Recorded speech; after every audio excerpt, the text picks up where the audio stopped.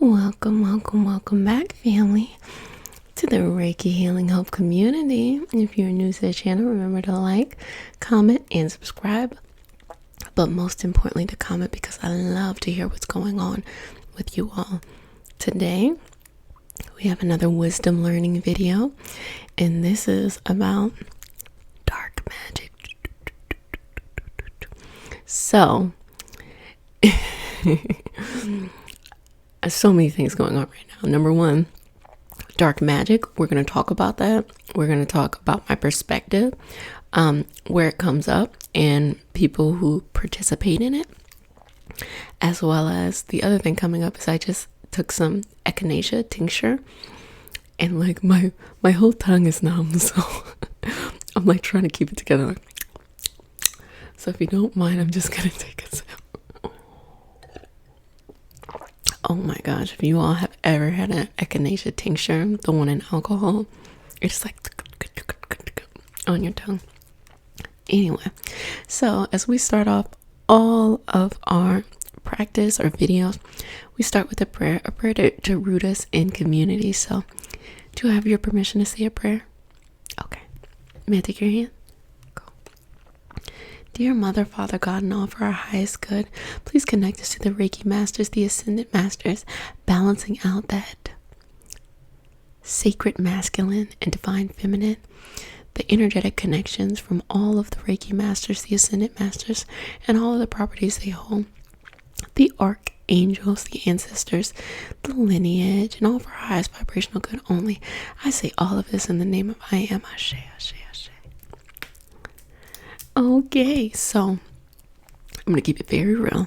The reason why I want to talk about dark magic, black magic, things like that is because it's more of like a forewarning for you all. The term dark magic and black magic can be seen in any kind of the energy modalities. But I think the first thing that comes to mind for me would be something like witches. And that doesn't mean, I feel like witches get a bad rap that they're like, people are assuming they're doing dark magic, or things like very cultural traditions such as voodoo, hoodoo, all of these different things. But it's still a possibility that dark magic and black magic can happen in these areas. Even just somebody who is a strong manifester, who is not doing it for the highest vibrational good. So the reason why I'm telling you this is not just to freak you out and to scare you, but you have to mind your thoughts. And even that little bit of energy impacts. It impacts you sending it out. It impacts if you are receptive to it. And so let's just start with some origins. Now, there are a lot of different practices that use dark magic. And when I'm using the term dark magic, I'm meaning to do harm unto others, to do things based off of lower vibrational leads. So meaning if somebody wronged you, meaning, I'm going to give you an extreme example. Somebody came and just hurt somebody tremendously that you loved, and you feel like you want to do something back to them. So it's not always just some mischievous, evil person just like, ooh, it makes me happy to hurt people. No, it's not always that. It's just dabbling in anything that strengthens a person's lower vibrational connection means it also strengthens your lower vibrational connection. And so let me tell you what this is. The history behind this stuff is back in the day. So let's talk about, you can take it back, 200,000 years to when, the Homo sapiens started to first appear. Or you can take it back 10,000 years to times of like Egypt, the Mayans, things like that. People were very energetically connected there. They had a very strong understanding and grasp of energetic concepts, spiritual concepts, using the energy to create things. They walked around constantly with amulets, protection spells. That was a form of weapon that people also use. Even when we look at things like, the Old Testament, looking at the different plagues, to plague someone is something that could have been around that time. Even looking at like historical texts, these like mysterious illnesses, it makes me think of Job and all of these ailments, like his limbs are falling off and things like that. And really, it's like this mysterious, oh my gosh, words today, mysterious thing happening to him. And of course, the story was God was just testing him to see how strong his faith was. His wife, whom had gone through, some other things, she wasn't being tested the same, but she was a part of the test. Like, hey, just shun God and like, let's get out of here and figure out how to heal you. But, Job stayed consistent, and he was able to have the ultimate healing of God, even though he experienced all these things. And it's very interesting. Like, the two names that came up right now were Job and Lot. And I was like, yeah, it's really interesting how it's like these women are representations of like evil, deception, and things like that, which is not necessarily the case of all humanity.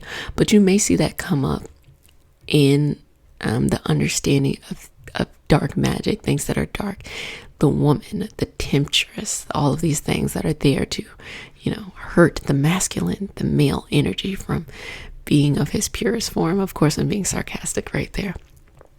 But I'm simply saying this idea of these mysterious sickness and ailments and things like that, they exist. They exist in that time period and things like that.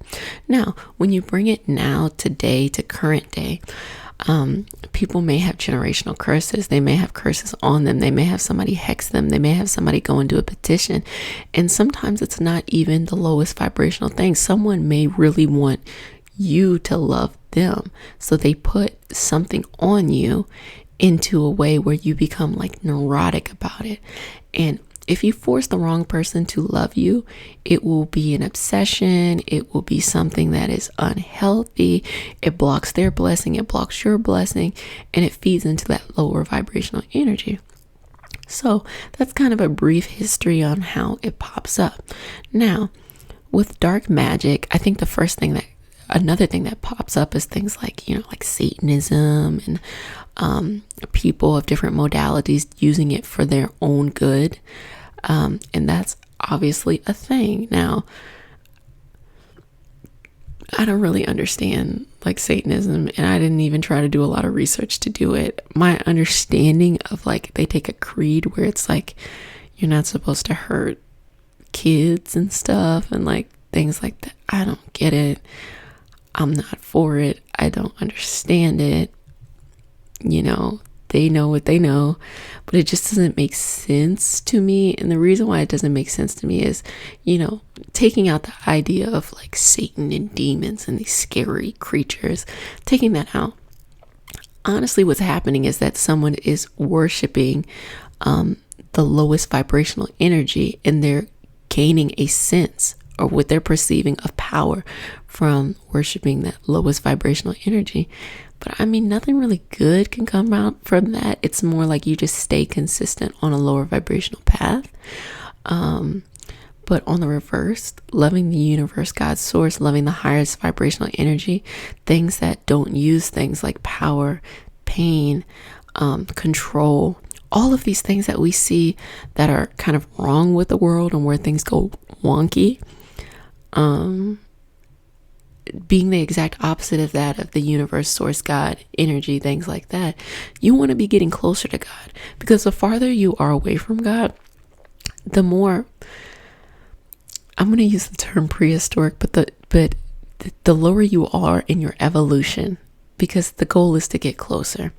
So in, using these dark magic, normally it is a person who is deeply hurt and they want to take action and they want to feel better, to the fact that they will risk it all. And you do need to, you do need to understand that whatever you do to someone else, it will come back to you threefold. Whatever, and the practitioner you're working with, if they agree to do that, they also are a person who dabbles in that. So don't trust the loyalty between y'all two either. Having that energy right then and there, you're getting in a dark world. And what I'm saying to that is that there are some pretty horrible things that happen to people, and it is not fair. But if you approach it from the highest vibration, saying, look, I got to find a way to dig myself out of this hole, as opposed to digging myself deeper into the hole, you're going to be able to be a light worker, a energy worker, a shadow worker for those who are experiencing it.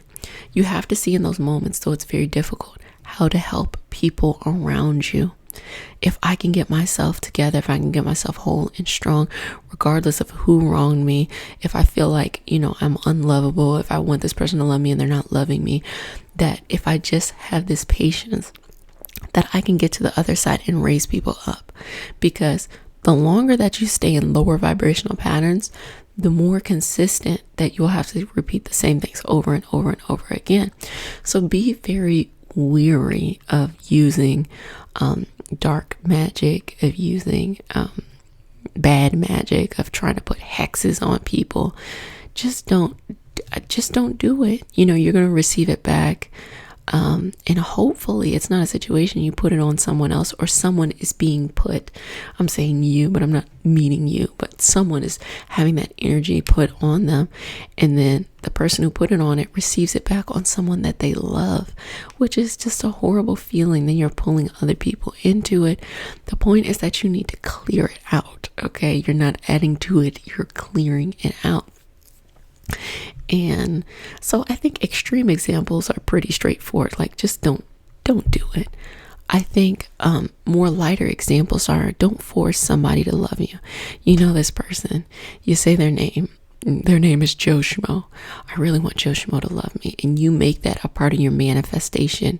You pray for someone to, do that for you. You get with someone who does that. And maybe they're actually just trying to help you. They may not be dark and angry or anything or evil or something like that. And then you get Joe Schmo to love you. And then you realize that Joe Schmo is not for you and you're not for Joe Schmo.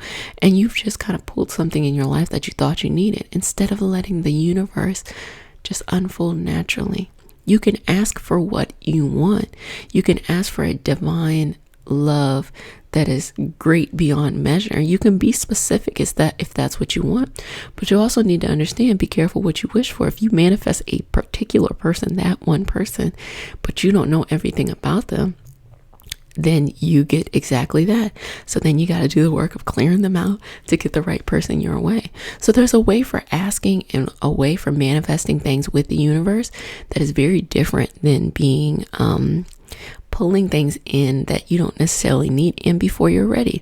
So just to kind of move away from the dark magic, dark energy, I don't want to put a stigma on this, but you might say that you want to manifest your perfect job, but you don't have the right mentality, you don't have the right work ethic, you haven't raised your vibration to receive it. When it comes in your life, it then becomes this horrible, scary thing, even though you did all that work into manifesting it. If you didn't raise your vibrations in order to receive it, in order to be ready, in order to give it your all and give it your best, it then becomes something that is like you're trying to rush things. Now, a person who rushes things, that's a light example. Then you start getting into, you wanting to be authority, you wanting to be the law, you wanting to really rush the universe. This person did something bad. Instead of, letting the universe handle it, you then feel like you need to handle it. Now, I'm not saying that you sit there innocently if somebody is beating you. No, if somebody hits you, you better hit them back or something. You better defend yourself physically. If somebody is physically attacking you, defend yourself. Nothing's wrong with that. But then to say that, they slashed your tires, you're then going to go and slash their tires. No, what you should do is call the police. What you should do is sue them. What you should do is do it on that kind of level, as opposed to hexing them and hoping that they get sick or hoping that they get hurt. No, don't do that. If it's someone who it's in a work environment and they're really messed up, then, having the courage, if you can, to go to somewhere like HR to get this person removed from the situation. There's ways to take action where you don't have to be vulnerable. You don't gotta hex nobody, curse nobody, and let these other people, where it is their actual job to do this, to handle this, to work things, or remove yourself where you're like, you know what, you're a great reason of why I don't want to work here, those kind of things. So I'm just giving you all a forewarning to not dabble in that kind of stuff, and to, at the end of the day, trust the universe to unfold. You still take action, you still have courage. There are plenty of examples where people are being discriminated against, where there's prejudice, where you need to stand up, you need to advocate, you need to march, you need to lobby, you need to do all of these things in order to get access, in order to speak up. Nothing's wrong with that. But the hexing of people, to throwing things, even sending negative energy to a person, that's taking energy from you. That's energy circling in your lowest vibrational patterns. And that's not the goal. Some people pray for other people, and that's a beautiful thing. Let me say this clearly. They pray for those who are, bad. I pray for them. And the idea is that what you do unto others, you get back threefold. But I'm gonna be honest, what I like to do is I just don't give them any mental time at all. I pray for myself. And I ask to be a protection, to be a shield, and that if anything that someone tries to bring my way, they see it and they scare themselves and they send it back on themselves. So it just becomes a reflection of them.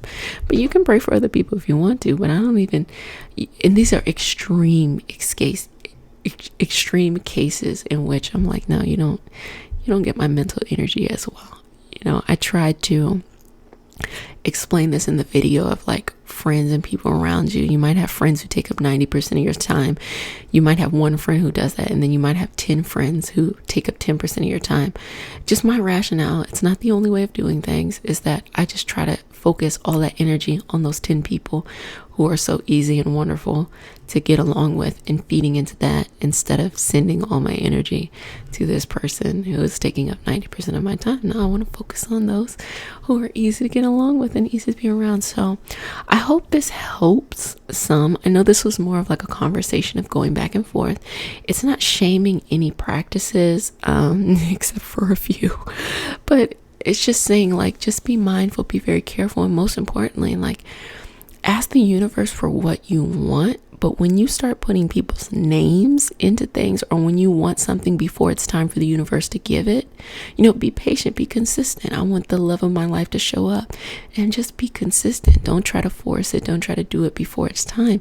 You'll get what you really deserve instead of something that is forced. So I hope this was super helpful, and we can continue the conversation in the comments if you want to. And let's just talk about, how we can trust the universe, have patience and guidance. So, I hope you enjoyed this wisdom learning today about dark magic.